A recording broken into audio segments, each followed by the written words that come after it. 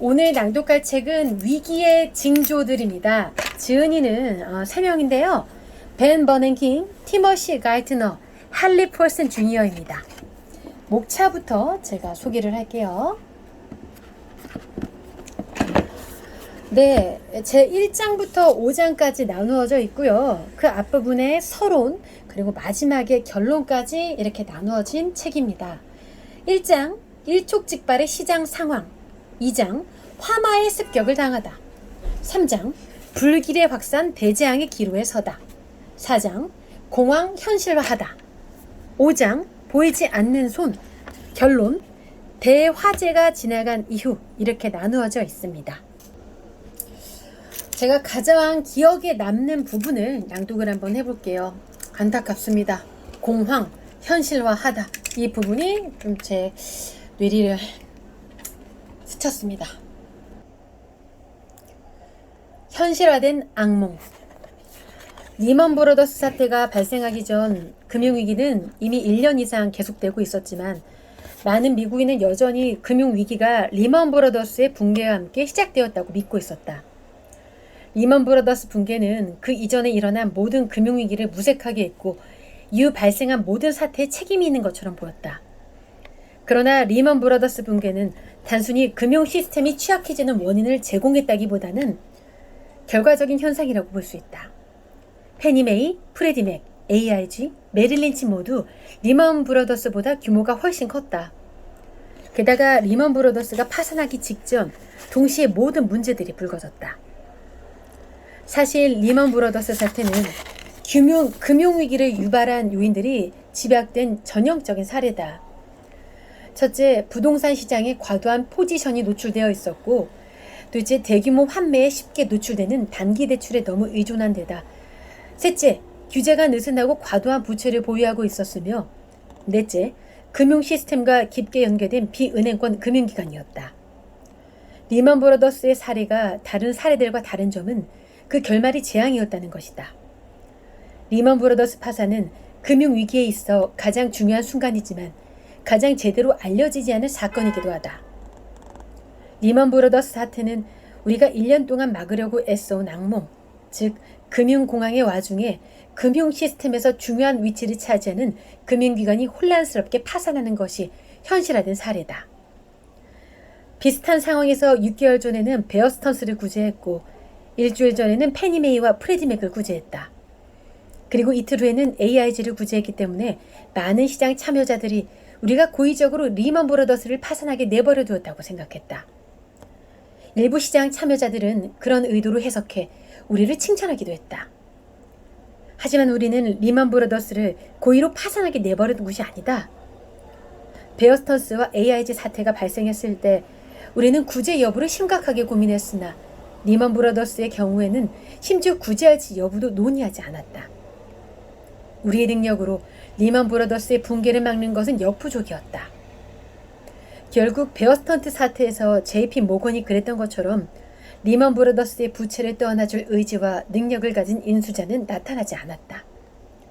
게다가 페니 메이와 프레디 맥의 경우처럼 정부가 리먼 브러더스의 채무를 보증해주기 위해서는 의회의 승인이 필요한데 이런 절차가 이루어지지 않았다.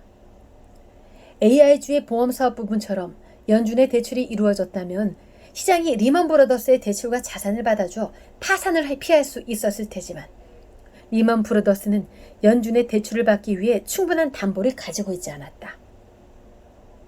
리먼 브러더스가 붕괴된 이후에 우리가 발표한 일부 성명서들로 인해 우리의 동기에 대한 시장의 혼란이 가중됐다.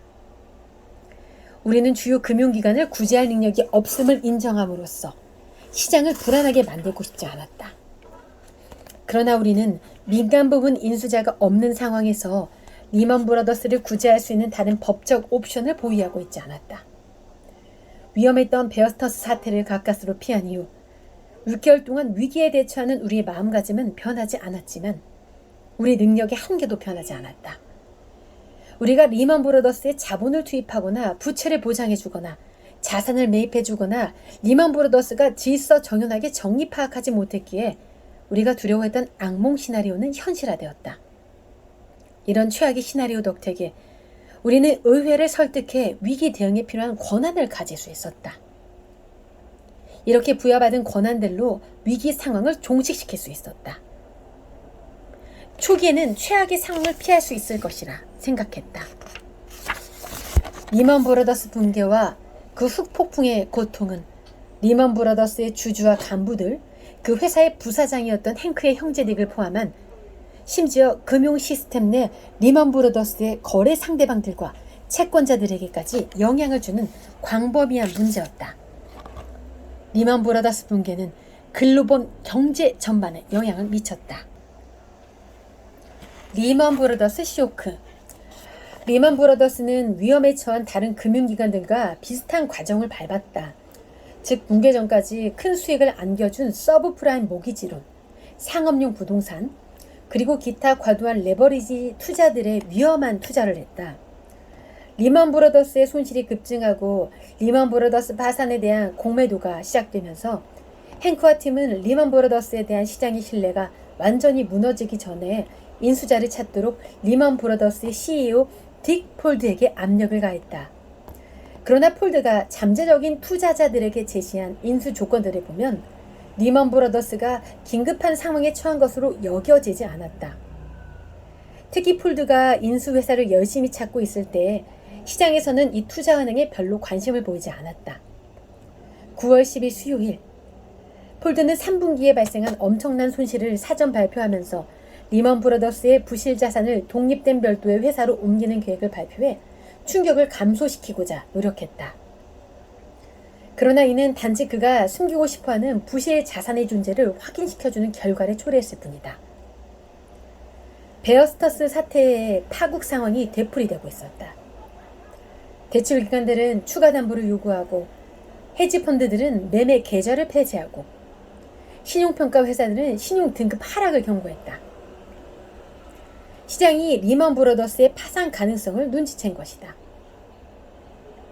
우리는 그에 따른 후폭풍이 두려웠다. 그도 그럴 것이 리먼 브라더스는 10만 명 이상의 채권자와 90만 건 이상의 파생 계약을 맺고 있었다. 그리고 특히 단기자금 대출 규모가 베어스터스의 2배를 넘어섰다. 리먼 브라더스 사태는 조용히 마무리될 것 같지 않았다.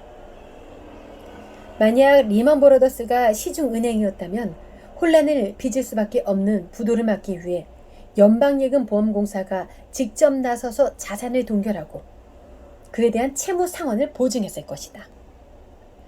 그러나 비은행권 금융기관에 대해서는 정부 내 어떤 기관도 그렇게 할 권한이 없었다. 따라서 비은행권 금융기관인 베어스터스 사태와 마찬가지로 리먼 브라더스도 사태 해결을 위해서는 인수자가 필요했다. 뱅크 오브 아메리카는 리먼 브라더스 합병을 검토하는 데 동의했지만 진지하게 검토하진 않았다.